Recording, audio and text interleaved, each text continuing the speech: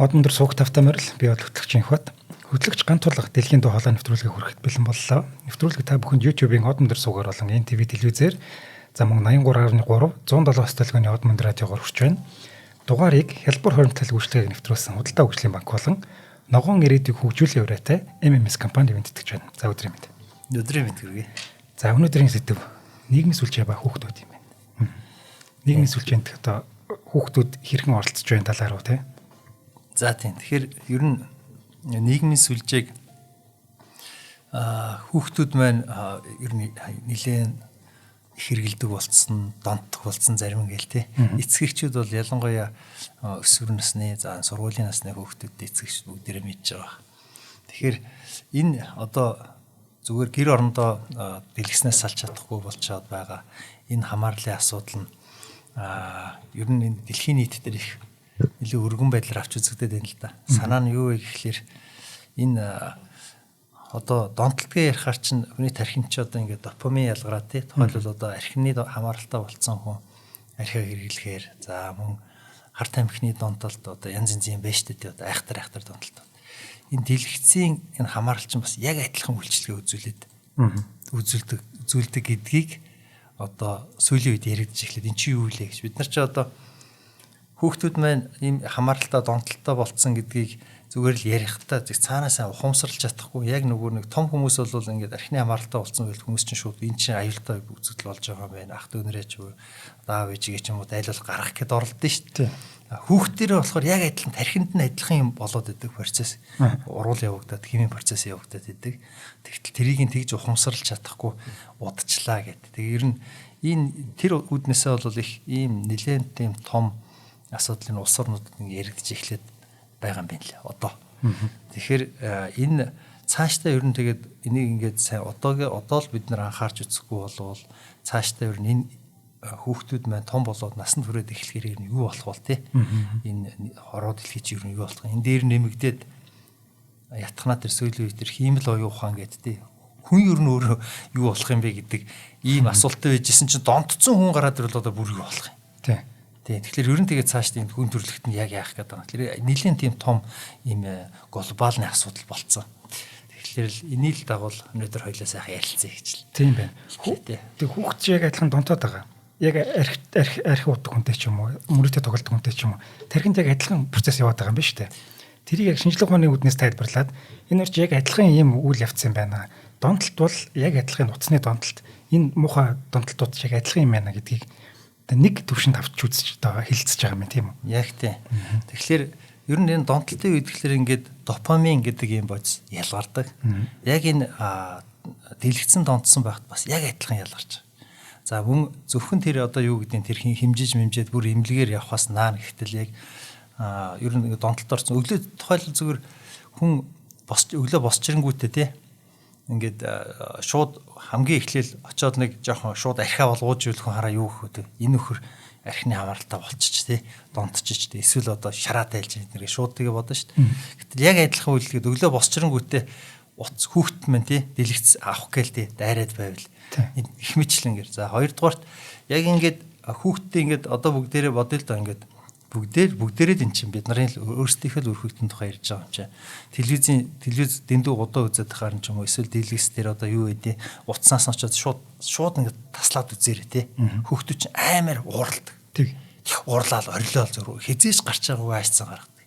Яг нөгөө бусад донтолтой одоо насанд хүрсэн хүмүүсийн донтолт тухайлбал архинаас яг архины нэлээд хамааралтай донтсон одоо хүнээсээ архийг нь авахаар аюу болдог лээ тий уулахгүй үл тий гэх мэтлэнгээр энэ яг адилхан юм байгаа даа. Тэгэхээр одоо бид нар ялангуяа одоо эхний ээлжинд ямар нэг үйлдэл хийхээс өмнө эхлээд яг нөхцөл байдлаагаа нэлээд сайн ярилцаж ойлголцож байх хэвээр. Тэр үднээсээ бол бидний яриа яг ингэж л эхэлж байна л да. Яг энэ дэлгэцийн донтолт гэдэг бол яг архины донтолтой, хар тамхины донтолтой яг адилхан процессын тархин дотор явд юм байна шүү.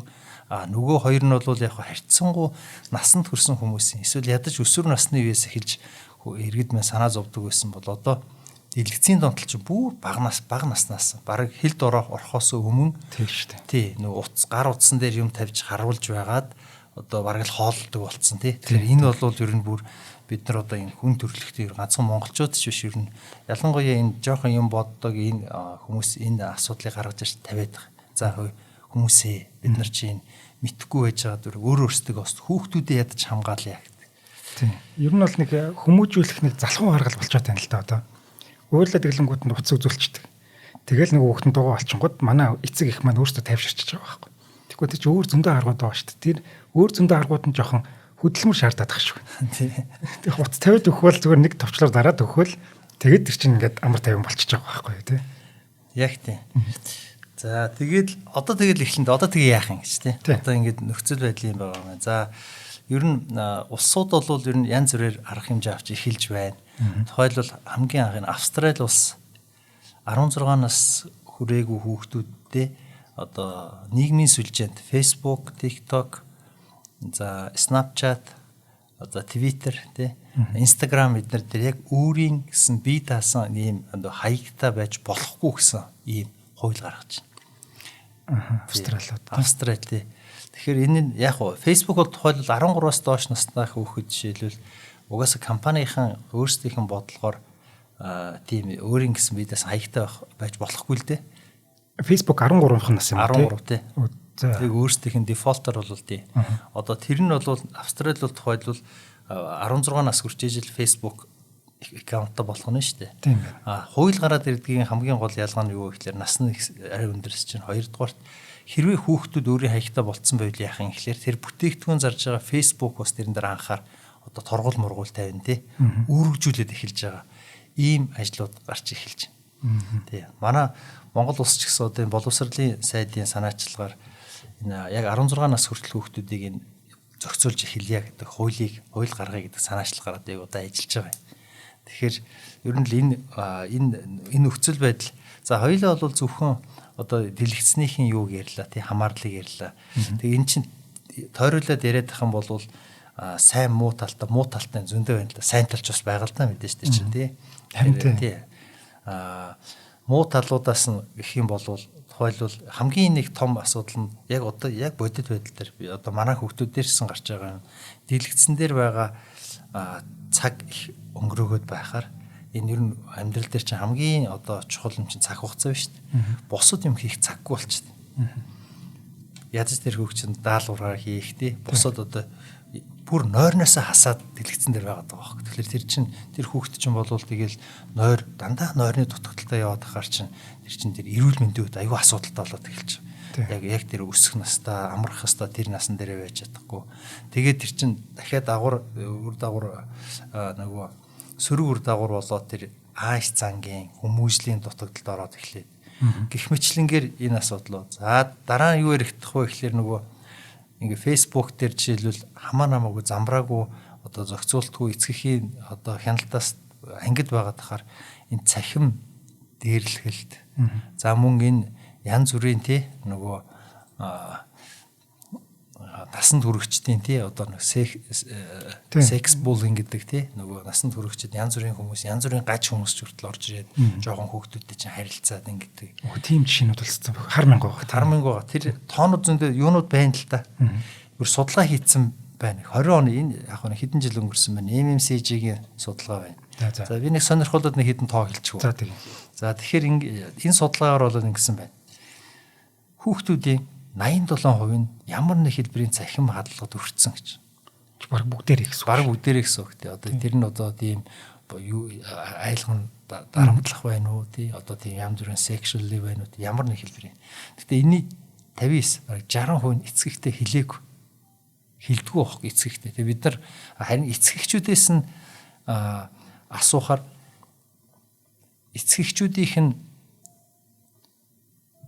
91% нь манай хүүхд ерөөсөө тийм цахим халдмалганд өртөж байгаагүй гэж боддог гэж. Тэгэхээр ингээд нэг том зөрүү гарцсан байгаа. Тийм байна. Эцэгчүүдийн ихэнх нь бол тэрийг тоодогчгүй манай хүүхдүүдийн халдганд өртдөггүй гэж боддог байтал тэр 60% нь ингээд өртсөн байгаа. Тэгээ хамгийн нэг ноцтой бас юм байна энд. Юу гэхээр энэ судалгаанд оролцсон хүүхдүүд өсвөр насны хүүхдүүдийн 63% нь энэ цахим орчны хадгалгын улмаас амиа өгөөдөх талаар ярьж байхыг сонссон гэж байна. Тийм. Юу вэ наа чи ямар амар юм. 63% тэгж тийм сонсч ирсэн баг. Найз нь ч юм уу тий цахим дээр намайг ингээд би ер нь хүүхдүүд чинь хөөх яраа нэг ийм ер нь ингээд арай жоохон ингээд нухастай батхан бол ийм байгаа. Бид нар хүүхдүүдээ энэ нийгмийн сүлжээ чинь одоо нийгмийн харилцаанд оруулж штэ. За бид нар жишээлбэл хамгийн наацхан кино гаргахтал энэ 7-оос дээш насны хүүхдүүд зэн шүү 16-оос дээш насны хүүхдүүд зэн шүү гэд тэрийг яд чин хилээд анхааруулад. За тэгээ хүүхдүүдэд дагуулаад тийм насанд хүрэгчдийн тэр уулзалт муулзалд оруулдгүй шүү хүүхд хэрэггүй гаргацдаг.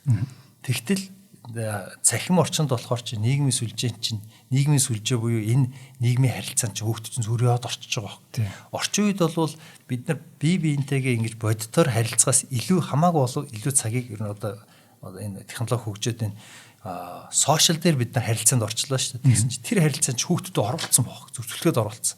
Тэгэл одоо зүгээр яг ингээд аналогоор ярих юм бол хүүхдүүд мэн хамаагүй тэр нөгөө 18-аас доош дээш нас 21-ээс нас дээш насныхаа оржуулдаг тэр баарн чинь зүгээр явж байгаа байхгүй. Тоохгүй байхгүй. Хүүхд явж чинь тий тоохгүй. Заримдаа ингээд өөр нэрээр үзсэн, өөр малгай өмссөн, тий маск зүтсэн хүүхд явж. Хинч тоохгүй.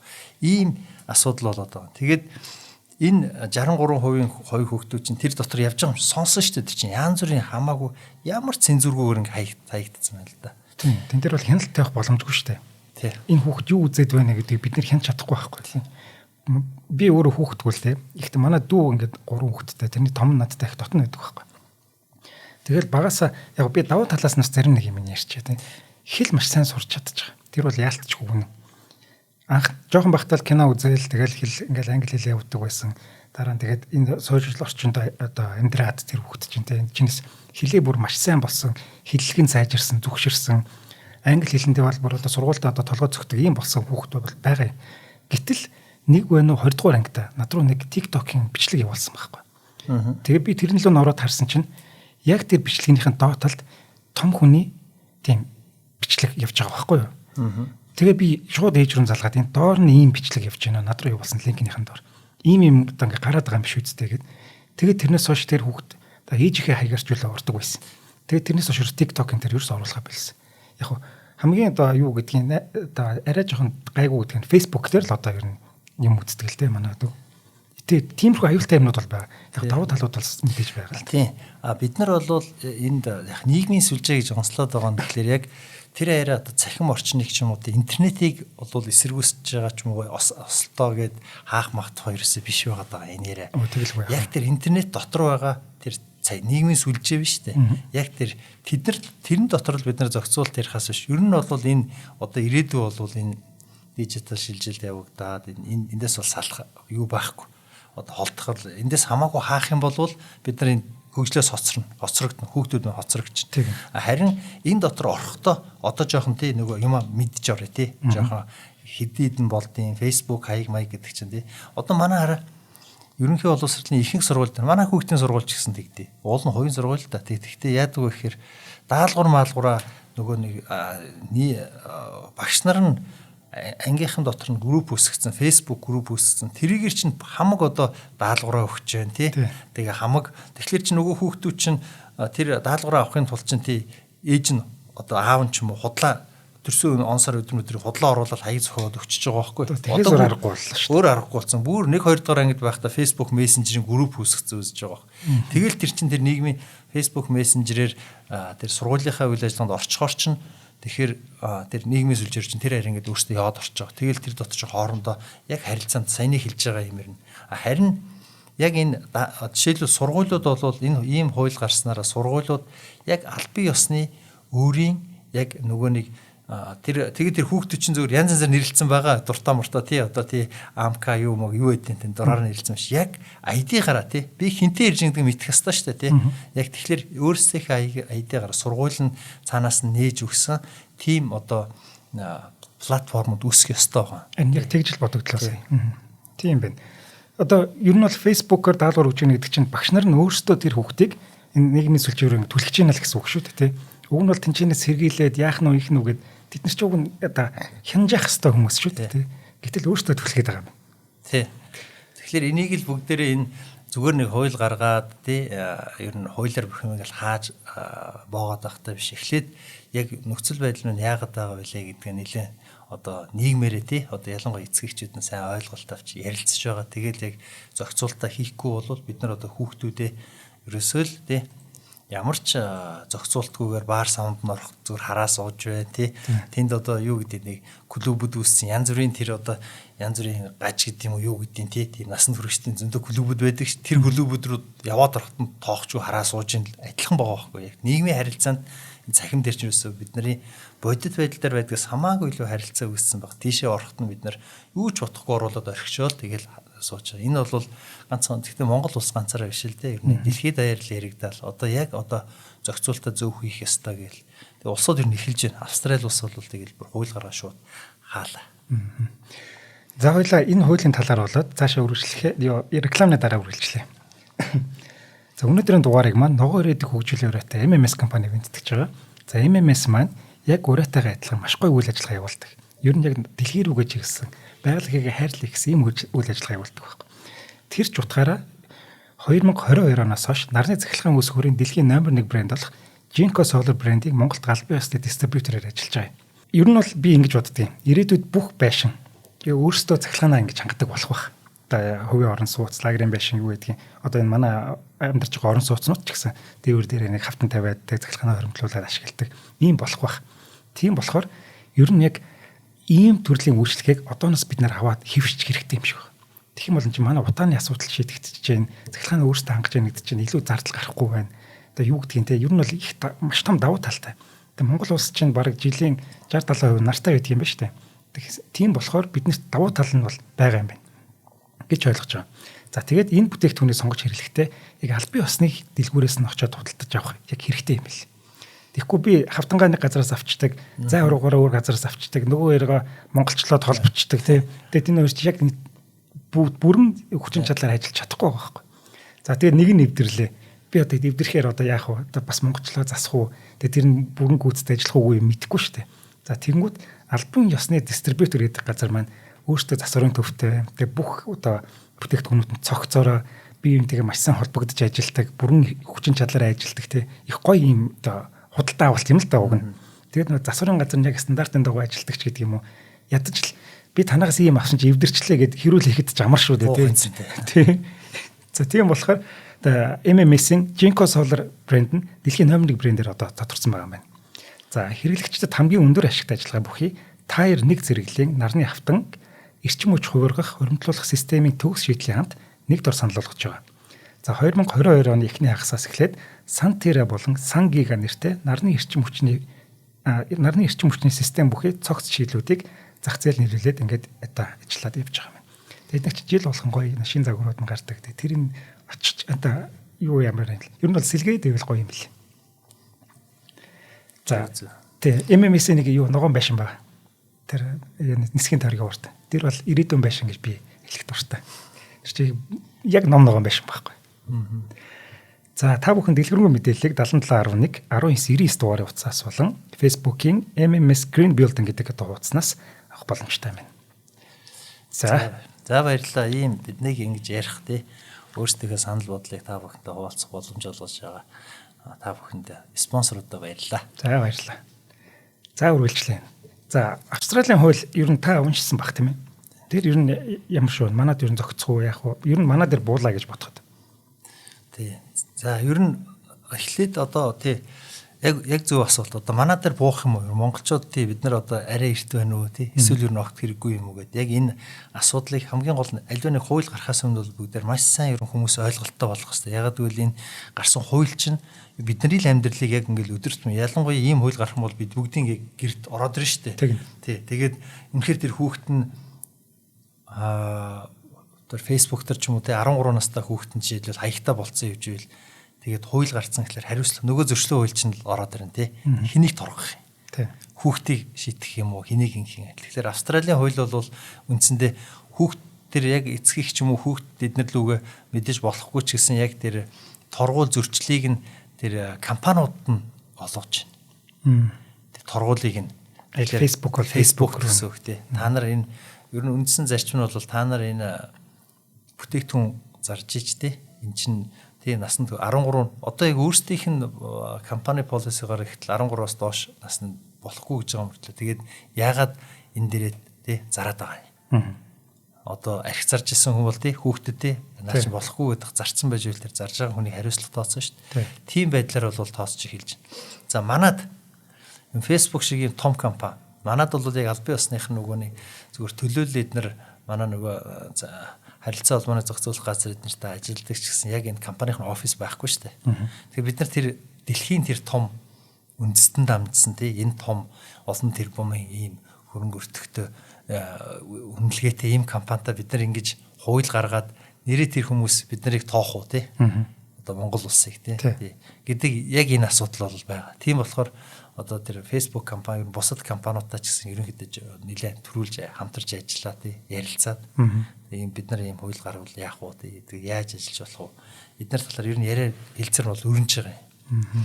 Facebook дээр нэрээ би сайн мэдхгүйсэн тэгсэн чинь нөгөө өсвөр насны хүүхдүүдийн хаяг гэдэг teen account гэдэг ийм аккаунтаа болж байгаа юм байна.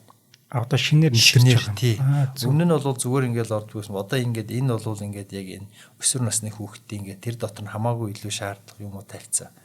Тэгэхээр энэ цаад компаниуд нь ч гэсэн ингээл одоо Австралийн хууль гарч эхлэхэр ч бас зөв дөхөө байгаа хэвээр. Тэр компани ч гэсэн арай бас хариуцлагатай болоод тий.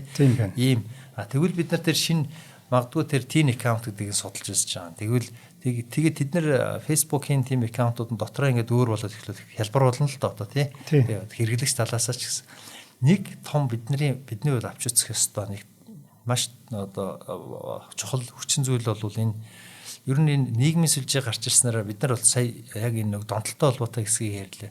Нөгөө тал дээр нь бол ер нь энэ хүний эрэхтэй хүн нөгөө нэг үзэл бодлоо чөлөөтэй илэрхийлдэг одоо free will тий яг энэ тал дээр бол энэ нийгмийн сүлжээ энэ сошиал медиа ч үнэхээр буст болгосон шүү дээ тий.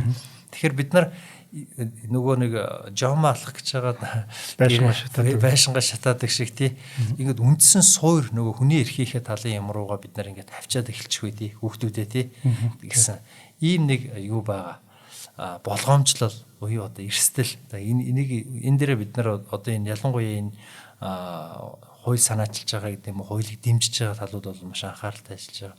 Ягаад гэвэл тухайлбал зүгээр бодъё л доо. За 16-аас доош насны хүүхэд гэдгийг ялах хэрэгтэй болохын тулд магадгүй за бид нар иргэнийхээ нөмлөхийг ингэж өгдөг. Одоо нөгөө нэг яг Facebook дээр ч гэсэн хаягаа яг баталгаажлаа цэнхэр зураас авахын тулд бол мэдээж нэмэлт юм өгдөө шүү дээ тий. Иргэн насаа баталгаажуулаад өөрийнхөө иргэний нөмлөхийн холбоорыг ч юм уу өгдөг ч юм уу.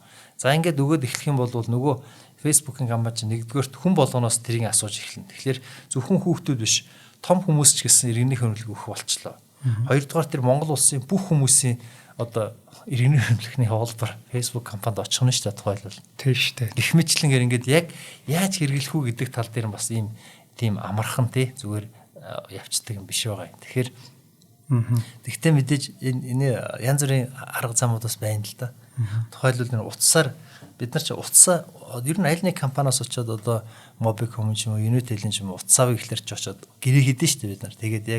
Тэгээд өөрийнхөө нэр дээр аваа явдаг. Тэгэхээр магадгүй утсаар нь дамжуулаад баталгаажуулдаг. Тэгэхээр утас гэдгийг чинь бид нар мэдж байгаа байхгүй. Тэр Facebook компанид утасны дугаар өгчөөд харин утас нь ороод ирэхээр Монгол улсынхаа тий одоо дата базын хүрээнд хууль эрх зүйн хүрээнд энэ хүн бол насанд хүрсэн хүрээгүй гэдгийг нь хамт ялгаа явуучих. Ийм боломжууд байна. За их мэтлэн янз бүрийн юм байна. За Facebook компани бол ер нь зүгээр ингээд анхны байдлаар санал солилцож байхад бол ер нь та нар энэ манай энэ нийгмийн сүлжээний энэ компаниуд дээр тавихаас гадна эсвэл энэ нөгөө яг энэ гар утас гэх мэтлэн энэ девайсууд байна шүү дээ тий. Тэрэн дээр чи ингээд анханасаа ингээд орохоор энэ би жишээлбэл утсаа бол анх бүртгүүлэхдээ тий би энэ бол тэр хүний утсаа гэд тэдэн настай хүн ийм гэдгийг оруулаад тэгээд энэ девайсаар нь дамжуулаад тавьбил их уул нь хамархан штэ гэдэг. Өөрсдийнхээ юмнаас бас нэг бодлоо жоохон зүхтаалгаад нөгөө бодлын бас үнэн л дээ. Их мэтлэнгэр ингээд яриа өрнөж байна тий. За тэгэхээр ер нь одоо ирээд нэлээд хэдэн сар энэ нийгмийн сүлжээг хаах гэж энэ хүүхдүүдээс одоо хайггүй болох гэж барих гэж нэлээ юу гарч ирэх байх одоо шүүхэн гарах байх энэ хууль гарах гэж байгаа. Тэгэхээр одоо өнөөдрийн энэ бидний ярилцж байгаас идэвч гэсэн та бүхэн маань нэг бодож байгаа усаа бүгдээрээ л бодъё. Ер нь юу хэлээ энэ чинь тий. Хаагаад эхлэв яах вэ гээл. Австралиах болохоор яаж одоо бүртгэе гэж байна. тэд нэр юу яаж бүртгэх одоо төлөвлөгөөтэй байгаа юм. Жишээлбэл энэ 16-аас доош насны хүүхдийг ийшээ орох гэж байна гэдэг яаж мэднэ гэж. Австрали бол ингэж байгаа юм лээ. За эхлээд ямар ч байсан тэдний одоо барьсан арга зам гэвэл тэгэхээр хуулиа гаргацсан. Хэрэгжүүлэх хугацааг нь 12 сар хүртэл 12 сарын 31-ээс чөлөө хэрэгжиж эхэлнэ гэдэг нэгнээс чөлөө ингээд хоошо тавьчихсан. Энэ хоорон дотроо нэг баг бий болгоцсон. Тэд нар одоо энэ сошиал сүлжээний компани, нийгмийн сүлжээний компаниудад ярьж байгаа. Яаж одоо та нар санаа нь бол за бид нар юм хуультай болчлоо. Тэгээ та нар юм бүтээгдэхүүнээ зарж байгаа юм бол энэ манай орчиж байгаа хүмүүсийн насных нь одоо тэр тогтоох ажлыг яаж хийх, танаа технологийн хувьд ямар боломж байна. Ер нь бол одоо тэр Facebook хэдээр боломжтой маш их юутай байл. Одоо зүгээр Facebook дээр ороод хийж байгаа үйлдэлээс хараад ерөнхийдөө AI ажлаа тодорхойлж тийм гэсэн. Мэдээж 10 настай хүүхд орчод юу үзэж जैन тий, яагаа явж जैन, насан турш хүн юу үзэх үү барих уу гэдэг тий. Тэгэхээр тэр талаас дараа нь бол ер нь тэр хяналттай бол бүрэн боломжтой юм билээ. Технологи бол тийм болцсон юм билээ. Тэгэхээр нөгөөх нь тийм одоо юу гэдэг жоохон хүүхдүүдийн үйлдэл гаргаад байвал тэрийг нь одоо төр зогсоож байгаад тий та одоо шалгано гэд ядаж тэндээс нь тий тийшээгээ мэдээлэл дээр асуулт явуулаад хариулаад тэндээс нь аваад болохгүй бол төтөлзөж байж байгаа. Тэгээ хүүхд бол тэгэл угаасаа аягаар явчих шүү дээ. Тэгэл гараа явчих. Тэгэхээр тиймэрхүү байдлуудаар бол технологи боломж. Тэргээ бүгдийг одоо ярилцж байгаа юм бэл. Монгол улс бол яг энэ ер нь түрүүний ярьсан энэ ирээдүй ямар болох нь тодорхойгүй байгаа энэ цаг үед бас яг төрүүлжил алхам хийгээл хийж байгаа л ийм улсуудын тоонд ер нь орцсон тэр Asian News эднэрээс гарцсан байл л да Монгол улс бас яриад эхэллээ энэ юугаа гэдэг хүүхдүүдэд хэрхэн хамгаалах уу барих уу гэдэг тийм. Тэгээ та түрүүнд дурдлаа л да одоо үзэл бодлоо чөлөөтэй илэрхийлэх. Энэ бас алдагдчих үү гэдэг. Тэрэн дээр яагаад тэгж ярьсан. Би болохоор ингэж ойлголоо л да. Хүүхэд 16 нас хүртлээр олон нийтийн сүлжээнд орж болохгүй гэд одоо хууль гарчлаа гэж бодъё. Тэнгүүд хүүхэд тэр болтлоо одоо үзэл бодлоо илэрхийлэх боломжгүй болно гэж үздэг юм. Яг одоо тэр нь юу ихлээр одоо 18 нас хүрэхээр яг өнөөдөр байж маргааш төрсөн 18 хүрэнгүүтээ шууд энэ тий шууд том хүн болчихсон. Энд чинь ингээд тасралтгүй ингээд тий хүүхчин томорсороо л очиж. Тэгэхээр бэлтгэл гэдэг юм уу тий тэр олдны 10 яг насны хүрэхээс өмнө 6 сарын өмнө ч юм уу тэр нийгмийн сүлжээн дээр байгаа энэ асуудал дээр санал бодлоо илэрхийлээд өөрийнхөө коммент бичээд тий тэгэнгүүт нь тэр эсрэг коммент ирэхээр нь тэр бас бэлтгэл хэрэгтэй байхгүй тий тэгэхээр энэ ажлыг бол одоо сошиал сүлжээн дээр одоо бол ерөөсөө ямар ч хараа хяналтгүй бүгд төр өөрсдөө хийж байгаа ер нь энэ сургуулийн яг өөрсдийнх нь нэтворк гараад ирэх юм бол энэ платформ гараад ирэх юм бол энэ дээр хийж болно. Тэгтэл тэр арай одооний энэ нийгмийн сүлжээн дээр байгаа шиг биш л дээ хамаагүй л цензуртэй л дээ. Ядаж хүн чинь өөрийгөө намаа гэж мэдхгүй байгаа гэж байгаа үедээ бол тий заавал нэг муухай хараалыг хүмхэлэх биш яг бодож байгаа бодлоо ерөөсө чөлөөтэй илэрхийлж чаддаг баг. Тэгэхээр энэ жоохон хомигдсон хүссэн гэсэн үг. Тэгэхээр энэ нөгөө сургуулийн ч гэдэг юм аль бие усныхын платформ эднэр дээр эднэрийг яаж одоо энэ чадварыг хөгжүүлэхинтэй юм дээр нийгмийн дээр асуудал санал бодлоо илэрхийлэх нэг хүн эсрэг өөрөөс нь өөр бодолтой хүнтэй үзэлтэй хүнтэй яаж харилцдаг диалог өрнүүлдэг барьдаг тэр чадваруудыг нь бас бид нар зүгээр шууд ингээ хааж яад тэр чадваруудыг нь жоох сөрөг нөлөөлчихгүй гэдэг өнцгөөс ярьж ер нь энэ нийгмийн сүлжээн дээр за бид хоёулаа зөвхөн хүүхдүүдийн талаар ярьж байгаа нөгөө нэг troll, fake account эднэргээ байгаа шүү дээ тий. Хоромж хуудснууд тий. Хоромж хуудсууд байна. За мөн цаа талд нэг бизнесуд байгаа компаниуд ч гэсэн одоо өөрсдийнхөө одоо тий компанийнхаа Facebook account пэйжээр бараа бүтээгдэхүүнээ сурталчилж байна. За бас янз бүрийн зорилгоор ингээд пэйжүүд байж байгаа. Тэдний цаана бол юу ихлээр ингээд ер нь бас дараагийн нэг асуудал бол ер нь тэр химэл оюун орж ирээд тэр алгоритм одоо шууд ёор тэр алгоритмууд чинь одоо хүмүүст маш ихээр нөлөөлөд байгаа байхгүй. Нэг сонгуулийн эднэр болохоор их яригддаг шүү дээ тий. Одоо сонгуулийн сурталчилгаа эднэр чи орж тэр түгээлт мүгээлтийг зүгээр цаатал дээр нь автоматжуулсан алгоритмууд химэл оюухан ажиллаад бид нарыг бүр ингээ манипулейт болоод байна гэдэг. Бүр нэг ноцтой юм тухайлбал юу яригдаад байгаа. Тэр Менмарт болсон тэр яг тэр дотоодын зөрчилдөөн иргэний дайны сэтэл баг тий энэ нийгмийн сүлжээ байсан болохоор сүлжээ их өдөөж өглөө гэж. Санаа нь бол тэр нэг жижиг нэг одоо цөөнхөө шүү дээ нийгмийн. Тэр цөөнхийнхэн ингээд тэр тухайн нэг жоохон асуудал гарлаа нэг нөгөөг зодчдөг ч юм. Одоо шил Америкт байгаа нэг хар арсныг нэг цагаан цагдаа ингээд зодоод бас нөгөө нэг асуудал үүссэн шүү дээ. Иймэрхүү асуудал гарахаар энэ Facebook-ийн алгоритм чинь хүмүүс сонирхоод эхлэнгүүтэл энэ алгоритм шугас тэр дэмжиж идэг. Тэгэнгүүт тэр асуудал чинь яг тэр алгоритм дэмжиж хүмүүст их хүрлээ. Гэхдээ үр дүнд нь юу болох вэ гэхлээр тэр Минмарт бол тэр дотоод иргэний дайн гарахад чинь зөрчил үүсгэх чинь их том үйл явдал болчлоо гэж тэр анханасаа гарсан шиг нь тэр харч бай цагаанч бай тийм хоёр шарын хооронд ч юм уу хоёр харын хооронд ч юм уу тийм юмуд зөндөл гарч идэг тийм. Тэгтэл яг тухайс нэгийг нь аваад бодит байдлаас нь тий дэндүү их дивэргээд тэрийг нь ямар Facebook гэдэг тэр цааталт нь алгоритм ажиллаж байгаа тэрийг нь ингээд автоматар ингээл цааш түлхсээр байгаад үр дагаварт нь эцсийн өөртөө хохироо сууж байгаа байхгүй. Тэгэхээр ер нь Facebook дээр бол тухайлбал ер нь яг аккаунт нэгэд ороход энэ хүн байна уу бодит хүн. Эсвэл энэ алгоритм байна уу тий. Тэр нь юу ч байж болно л да одоо компани ч байж болно бараагаас сурталчилдаг. Эсвэл магадгүй нэг тухайлсан нэг үзэл бодлыг дэлгэрүүлэх гэж тий хичээдэг. Тухайлбал магадгүй нэг шашны урсгалыг ч юм уу тий арай түгээгээд болно шүү дээ. Тийм тэрийг мэдэх ёстой гэсэн нэг ийм одоо шаардлага гэх юм уу ийм бодит байдал бол одоо бол яг үүсчихэд байгаа. Тэгхгүй болвол нөгөө буцаагаад эн чинь бид бүгдийг энэ алгоритмууд манипулейт болоод бид нар чинь хүмүүсийн ийм зүгээр ингээд суудсан нөгөө хиймэл оюун гэдэг юм уу тий тэр тэд нар чинь хүмүүсийг удирж эхэлчих гээд байгаа байхгүй. Тэр чинь яалтчгүй тэгээ сонгуулийн үр дүн тэгэл тэр алгоритмууд нь нөлөөлөд эхлүүл тэгээд бид нар өөрсдөө мэддэхгүйгээр тэрэнд нь ороод бүх том шийдвэрүүд гараад тий. Тэгээд нөгөө нэг явсаар байгаад нөгөө уран зөгнөлт кинондор гардаг шиг тий нөгөө роботууд нь хүнээ захираад эхэлчих тий зөрчил үсэх. Тэр чинь одоо бол ерөөсө аль хэдийн хэлцээ явж байгаа байхгүй. Тий алгоритм захирагдаж байна л гэсэн санаа шүү дээ надад ч тий. Яг ингэж байгаа Монгол улсын хэмжээнд Facebook-ийн хэрэглээ маш өндөр байгаа болохоор хоёулаа нь Facebook дээр л төлхөө ярьчих шиг боллоо тий. Тэрнээс шул сошиал бүх платформ дээр л бид нар хэлцээ хийнэ үстэй. Тийм.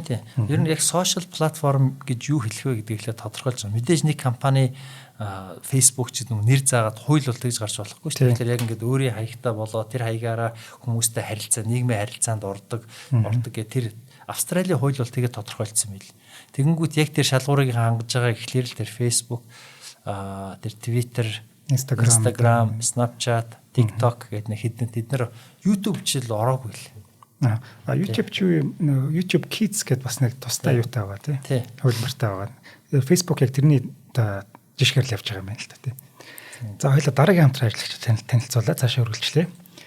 За өнөөдрийн дугаарыг маань хялбар хуримтлал үйлчлэгийг санал болгож байгаа Худалдаа хөгжлийн банк ивент итгэж байгаа. За Худалдаа хөгжлийн банкны нэг маш гоё үйлчлэг байна. Хялбар хуримтлал гэдэг. Над чиг залхуу хүнд бол яг тохирох юм байна. Ерөөсө өдөр тутмын одоо би худалдаа авалт хийлээ. Тэгээд миний дансанд ойр хэдэн төгрөг үлдлээ. Тэгээд тэр болгоноос миний хадгаламжийн данс руу мөнгө татаад байгаа байхгүй. Би өөрөө заавал илүү үйлдэл хийгээл за өнөөдөр хадгаламжийн данс руу тэдийг хийчээ та энэ төр ядаргаа болоод байгаа байхгүй. Ерөөсө та өөрөө мдэггүй байж явах та. Тэгээд өөрт чинь ямар нэгэн санхүүг дарамт үүсгүйгээр тэгээд хадгаламжиндаа мөнгө нэмэгдэх юм боломжтой үйлчлэгээнүүд. Жишээлбэл энэ хариултаа хадгалъя гэдэг үйлчлэг байна. Энэ яадаг гэхээр та карта зуруулаад бид нар жоохон бахта дэлгүүр гүгэл юу байдаг вэ шүү дээ. Хариултаа өөрөө сождог байсан шүү дээ. Одоо тэр сождог мөнгө чинь шууд хадгаламжийн данс руу хийдэг болсон байхгүй. Оо за. Тэгээ бид нар тэрүүгээр чихэр жимс аваад идчихдэг байсан тий. Одоо бол тийм байхгүй. Марууж авчдаг. Энд чи ирээдүйд бидний хүүхдийн сургалтын төлбөр болох гээд хадгаламжинд хүлээгдэж байгаа байхгүй. Оо зэ. Энд чинь хараа ерөөсөө маш гоё үйлчлэгээ. Тэгэд айгүй амар хэрэглэхэд ерөөсөө нэг өдөр Худалдаа хөгжлийн банкн дээр очивол за танад ямар үйлчлэгээнүүд байна? Таны хялбар хуримтлалыг би сонирхож байна гэдэг ер нь хүмүүсийг очиод уулзчихаасаа гэж би хүсэж байгаа. Тэгэх юм бол та өөрөө мэдгүй байж байгаад гол нь ерөөсөө энэ үйлчлэгээнүүдийн нэг л мартчихмаар юм л. Одоо танаа энэ найз зандаа байна штэ. Энэ хариултаа хадгалын энтрийг бүгдийг нэтгэжүүлээд машин аваад унчлаа штэ. Ерөөсөө ийм амархан байгаа байхгүй. Тэг өөртөө дарамт байхгүй. Хариултанд машин авчвал одоо хідэн төгрөг өрсөн юм байна. Хоёрдугаар бас их хорд өссөн байна тий. Хорд өс. Яг тэгэхээр зандаа чинь ийм дөрвөн үйлчлэгээ бай. Бүгдийг нэтгэжүүлсэн гэж байна. Шуналтай хүн чинь ийм байдаг юм байна. За Худалдаа хөгжлийн банкных маань хариултаа хадгалын үйлчлэгээр олсон 25,000 төгрөгийг 2 дахин үржүүлээд 50,000 болгож одоо хэрэглэгчдэд урамшуулах гэж байгаа. Ер нь урамшуулаад явж байгаа одоо. Энэ 5 сарын 13 хүртэл үргэлжлэх юм. За тэгэхээр одоо хэдхэн хоног үлдсэн байна да. Та яараарай. Очиж нээе. Ер нь бол манайхан бүгдээрээ барыг шахуу нийлэгч шиг боллоо шүү. Ер нь залхуу хүмүүст ер нь их хэрэгтэй үйлчлэгээ гэж би дүгнээд байгаа. Тэгээд эн чинь 25-ыг 50,000 болгож энэ төр бид нарыг бас давраагаад эрхлүүлээд байгаа байхгүй юм чи. Тийм байна тий. Нэмж өгөөд тий. За тэгээд Хөдөлთა хөгжлийн банкны дурын салбарт очиж энэ үйлчлэгнүүдийг нээх боломжтой. За мөн бит хоёрын доор QR код гарч байгаа. Тэрийг уншуулад TDB онлайн гэдэг аппликейшн татаад авчин. За тэрнээс ороод дэлгүүр мэдээлэл авна. За мөн 181977 гэдэг дугаараа хоцроо залгаад за бүр илүү дэлгэрэнгүй авах боломжтой. Тэгээ ер нь Монгол хүн болгоны хоримтлалтай болчихвол тий. Тийм шүү дээ. За өнөөдрийн дугаарыг маань хялбар хоримтлал үйлчлэгийг нэвтрүүлсэн Хөдөлთა хөгжлийн банк ивент тэтгэлээ. За баярлалаа. За баярлалаа. За та түрүүн хэлдэг зөвөө зөв. Тэр нөө эцэг эхчүүд ч гэсэн өөрсдөө бодох хэрэгтэй. Бид нэр заавал нэг хүнд хуулинд ч юм уу найдаад ингээд үлдээж болохгүй. Бид энэ хууль ямар одоо олон бас хуулиа гоё сурталчлах хэрэгтэй байна л да. Ийм хууль гарснаар ийм давуу талуудтай за мэдээж сул талууд байгаа гэдэг бүгдийн сайхан сурталчлаад тий таниулаад яг хууль таниулах гэж бас нэг том ажил байна шүү тий. Яг тийм. Тэгэхээр ер нь хуулийг бол нөгөө гаргачаад гарсныхан дараа хүмүүс сурталчлах биш. Гарахаас нь өмнө ярилцаад магадгүй эн чинь одоо нийгмийн одоо нийтээрээ тий эн чинь бид бүх монголчууд л одоо үйлчлэх болохоор яг энэ үе дээр батлагдахаас нь өмнө хэрвээ сайн ярилцж байгаа наад бүтэхгүй гэдээ олгон шийдэж бол гаргаа хэрэггүй шүү дээ тий. Энэ зөв юм билээ. Тэгвэл дараа нь энэ хуульч ерөөсөө тэгээд айгуу тийм одоо натуральны орж иж хэрэгждэг. Манай одоо ер нь яг одоо манад хууль тогтоож байгаа энэ үйл ажиллагааны нэг том одоо шулуухан хэлгээд нэг том дутагдал нь бол за эн чинь нөгөө нэг хуулийнхаа хугацаагаараа нэг тэдэн өдөр одоо олон нийтээр хилцүүлэг авсан байх хэвээр эднэргээд сайтн дээр тавьсан байх хэвээр гээл явдаг. Тухайлбал манай зөвхөн хуульч биш нийслэл дээр ч гэсэн журам гарахтаа дугаарын хязгаар гэлтэхлээр мэдээллийг зүгээр нэг хуулийн шаардлагыг биелүүлэх гээд нэг вебсайтн дээр тавьчихдаг. Улаанбаатар цагийн мен дээр ч юм уу тухайлбал тий. Тийш хинч орж үзэх. Хинч орж үздэг. Тэгээ бид нар тавьсан шүү дээ. Орж үзээгүй ч барах өөрөө жоо хогч шүү дээ гэснэ. Бидний яг эрх ашигыг айгүй ихээр хүндсэн тий. Тийм дүрм журмууд гараад байгаа байхгүй.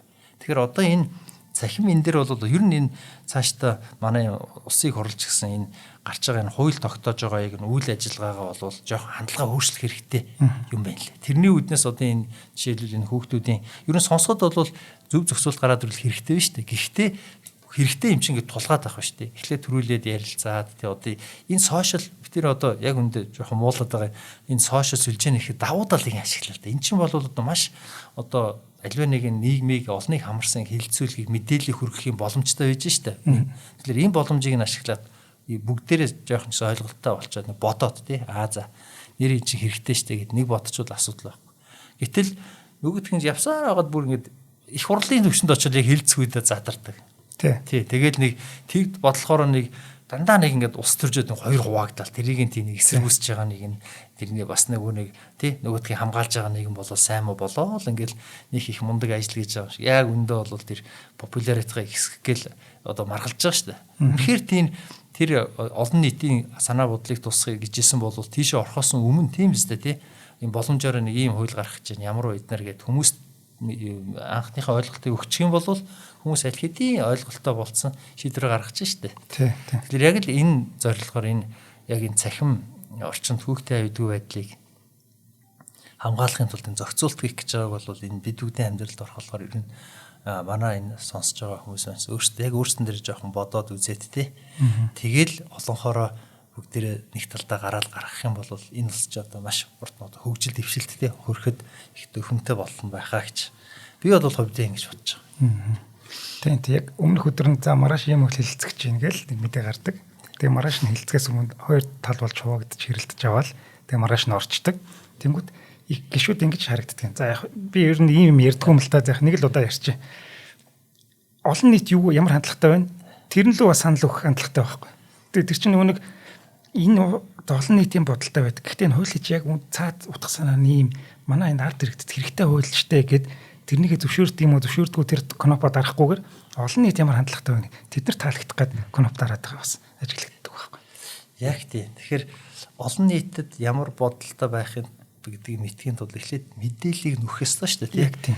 Тэгэхээр мэдээлэл өгөхгүй болохоор чинь ингээл тоглоод эхлэх юм бол одоо энэ цахим энэ технологийн дэвшлэр бол энэ ардчлал чинь устгад маш одоо амархан болцсон байгаа юм. Тэгэхээр буруугаар яваад эхлэх юм бол харин энэ зэвсгээ ашиглаад мэдээлэл сайн өгсөн байж байгаад тэгээд одоо тэр цахимаар ерөөсөө тэр санд мал авах юм чи уул мод маш амархан болох боломжтой болчлоо шүү дээ.